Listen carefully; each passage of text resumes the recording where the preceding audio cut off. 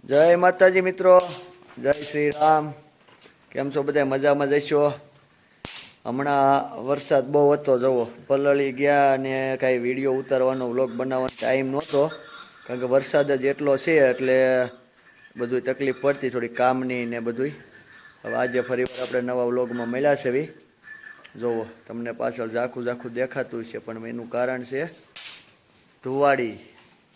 અત્યારે જે આપણે ધુવાડી હળગાવી છે અને જો બધું આપણે કંઈ તકલીફ જેવું છે નહીં, બધું તમને બતાવી દઉં, બહુ વ્યવસ્થિત છે।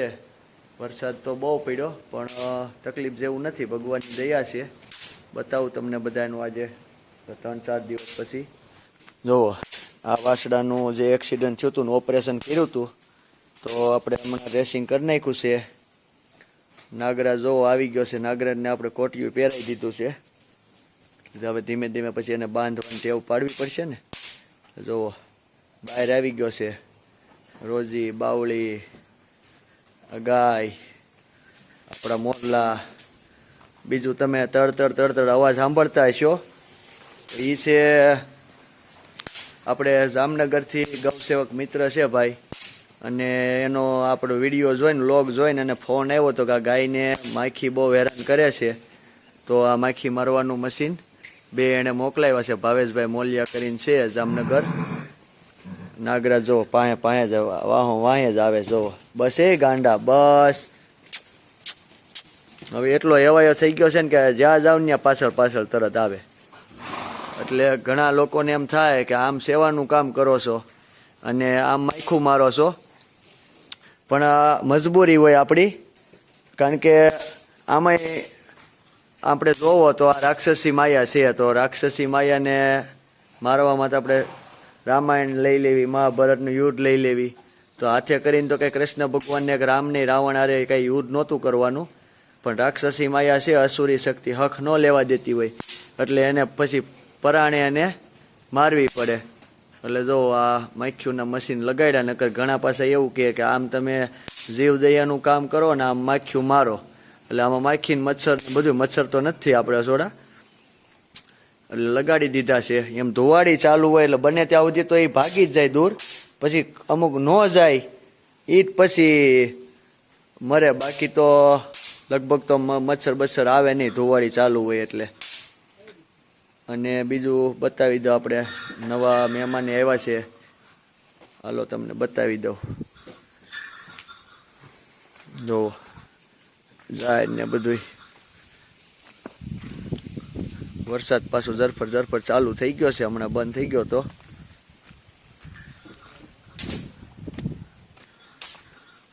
જો મોલાઈ જોવો તમે, કપાસ, ઓલી બાજુ સોયાબીન,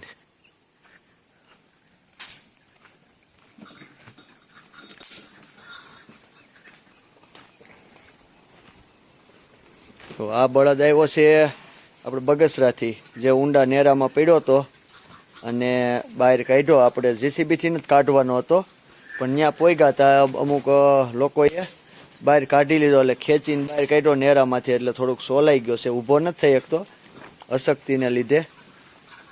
બાકી તમે જોવો, બાકી બધા આપણે આ બાજુ થોડુંક શું છે, ઓલી બાજુ આખો દી બાંધ્યા રહે એટલે ભીનું થઈ જાય, જોયું, એટલે આપણે ખીલા ફેરવી નાખ્યા, આ બાજુ બાંધ્યા છે, પછી પાછા 4-5 કલાક રહે એટલે ઓલી બાજુ બાંધી ગમાઈને એ રીતનું આપણે વ્યવસ્થા કરી છે, બે બાજુ રહે ને જો આ રીતના ટીપણાને ફાડા મૂકી દીધા એટલે ખાય। એક મશીન આમાં મૂકી દીધું છે, બરાબર। આ ભગતના શિંગડા જોવો તમે, ખાલી મવડો હતો પણ મવડો આપણે કાઢી નાખ્યો છે, નાથ રહેવા દીધે, ઊભો થવાની કોશિશ કરે છે પણ નથી, એક તો આપણે ઊભોય કર્યો 2-3 વખત પણ તરત બેસી જાય છે, ઊભો નથી થતો, વજન એટલો છે। શિંગડા જોવો ખાલી તમે, આમ 2 હાથ કરવીને તોય ભેગા નથી થાય, એમ એવડા શિંગડા છે મોટા મોટા। જો માખું તડતરાટી થાય છે, વરસાદ ચાલુ થઈ ગયો છે, અને આપણે લાઇટ ફિટિંગ કમ્પ્લીટ કરી દીધું છે। પહેલાં જે એમને વાયરિંગ કર્યું હતું, પણ હવે પાકે પાયે બધું વાયરિંગ કરી નાખ્યું, એટલે આપણે 2 દિવસથી એમ ફ્રી નહોતા। તો મળ્યા રહેજો આગળના વ્લોગમાં, ચાલુ નવું બધું હજી આપણે બતાવું તમને। તો આમાં આપણે સાપ પકડ્યો છે અને ફૂલે ફૂલ અવાજ કરે છે, આપણે બે બાજુ ડટ્ટા મારી દીધા છે.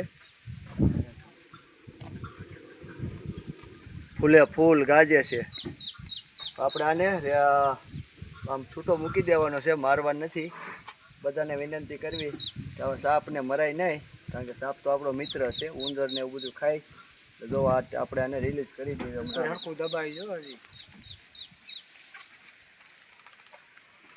કોથળી પકડી ગઈ છે.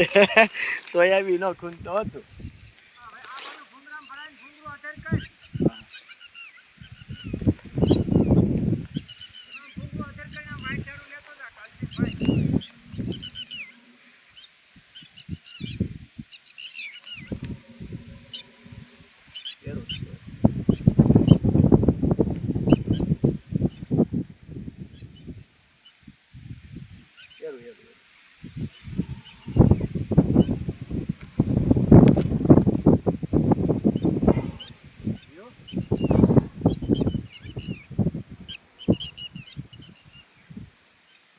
હા નીકળો. વાહ ભાઈ વાહ. સો મિત્રો આવ્યો છે ઓરિજિનલ ફણીધર બારો. આપણે એને રિલીઝ કરી દીધો છે. ખેતરમાં જ વયો જાય એમ. હાલો જવા દે. જુઓ હમણાં એ થોડુંક સુરક્ષિત મહેસૂસ થાય એટલે પાછો વયો જાય.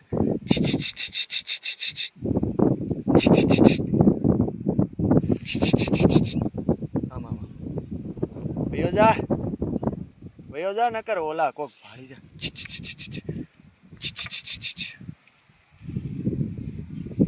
આ તો રખડે છે અહીંયા. આપણે નહોતો શેડ બનાવતા તે આવ્યો. હા ભાઈ જ છે.